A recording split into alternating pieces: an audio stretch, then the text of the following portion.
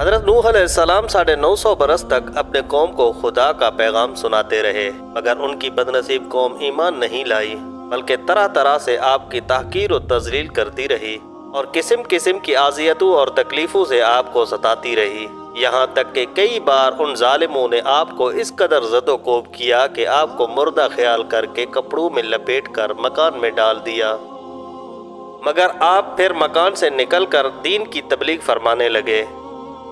مگر ان ایذاؤں اور مصیبتوں پر بھی آپ یہی دعا فرمایا کرتے تھے کہ اے میرے پروردگار، تو میرے قوم کو بخش دے اور ہدایت عطا فرما، کیونکہ یہ مجھ کو نہیں جانتے ہیں۔ حضرت نوح علیہ السلام کی تبلیغ کے جواب میں قوم نے سرکشی کا مظاہرہ کیا، آپ علیہ السلام کو جھوٹا قرار دے دیا، توحید کو ماننے اور شرک کو چھوڑنے سے انکار کر دیا، اور اس کے علاوہ دھمکی دی کہ اگر تم اپنے وعظ و نصیحت اور دین کی دعوت سے باز نہ آئے تو ہم پتھر مار کر قتل کر دیں گے۔ اس انکار و تکذیب اور دھمکیوں کے ساتھ آپ علیہ السلام کی شان میں گستاخانہ جملے بھی کہنے لگے کہ یہ پاگل ہے، یہاں تک کہ ایک دن یہ وحی نازل ہو گئی کہ اے نوح، اب تک جو لوگ مومن ہو چکے ہیں ان کے سوا اور دوسرے لوگ کبھی ایمان نہیں لائیں گے۔ اس کے بعد آپ اپنے قوم کے ایمان لانے سے نا امید ہو گئے اور آپ نے اس قوم کی ہلاکت کے لیے دعا فرما دی، اور اللہ تعالیٰ نے آپ کو حکم دیا کہ آپ ایک کشتی تیار کریں۔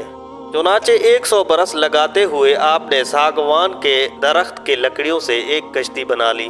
اس میں 3 درجے تھے، نچلے طبقے میں درندے پرندے اور حشرات الارض وغیرہ، اور درمیانی طبقے میں چوپائے وغیرہ جانوروں کے لیے، اور بالائی طبقے میں خود اور مومنین کے لیے جگہ بنائی۔ جب آپ کشتی بنانے میں مصروف تھے تو آپ کی قوم آپ کا مذاق اڑاتی تھی۔ کوئی کہتا تھا کہ اے نوح، اب تم بڑے بن گئے، حالانکہ تم پہلے کہا کرتے تھے کہ میں خدا کا نبی ہوں۔ کوئی کہتا اے نوح، اس خشک زمین میں تم کشتی کیوں بنا رہے ہو؟ آپ علیہ السلام ان کے جواب میں یہی فرماتے تھے کہ آج تم ہم سے مذاق کرتے ہو، لیکن مت گھبراؤ، جب خدا کا عذاب بصورت طوفان آ جائے گا تو ہم تمہارا مذاق اڑائیں گے۔ ان کی قوم پر عذاب نازل ہونے اور ان کی ہلاکت کا وقت آ گیا۔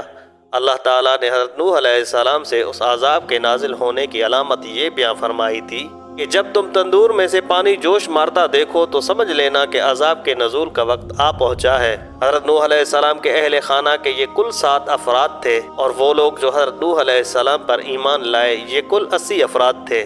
صحیح تعداد اللہ تعالیٰ ہی جانتا ہے۔ جب حضرت نوح علیہ السلام کی قوم پر عذاب آیا تو آسمان سے زبردست بارش برسی، اور یہ لگاتار 40 دن رات برستی رہی۔ پانی پہاڑوں سے اونچا ہو گیا، یہاں تک کہ ہر چیز اس میں ڈوب گئی۔ حضرت نوح علیہ السلام کا ایک بیٹا کنعان اور ایک بیوی کافرہ تھی، یہ بھی اس طوفان میں غرق ہو گئے۔ پیارے دوستو، اللہ تعالیٰ ہمیں اپنے آقا محمد صلی اللہ علیہ وسلم کے تعلیمات کے مطابق زندگی بسر کرنے کی توفیق عطا فرمائے۔